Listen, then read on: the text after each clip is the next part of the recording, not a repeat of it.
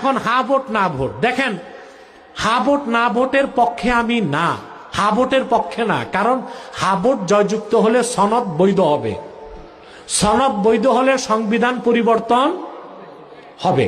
এখন সংবিধান পরিবর্তন হইলে আমার মাথা ব্যথা কেন, প্রশ্ন আসে না, কথা বলে না।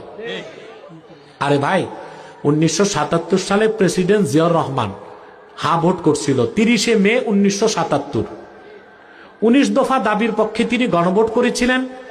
গণভোট পাশ হওয়ার পরে তিনি সংবিধান পরিবর্তন করে একটা ভালো কাজ করছিলেন, সংবিধানে লিখছিলেন বিসমিল্লাহির রহমানির রহিম, আর লিখছিলেন রাষ্ট্রের, বাংলাদেশের রাষ্ট্রের মূল নীতি মহান আল্লাহর প্রতি আস্থা ও বিশ্বাস। বর্তমান সনদে এই কথা নাই। এখন যদি হা জয়যুক্ত হয়, সনদ জায়েজ হয়, সংবিধানে যে আল্লাহর প্রতি আস্থা ও বিশ্বাস এই কথাটা বাদ দিতে হবে না? এটা কি কোনো মুসলমান চাইতে পারে? কারণ আপনারা হা ভোট কেমনে দিবেন? দিতে তো হবে না ভোট, কথা বলে না। যাক, আর বলছি না কিছু।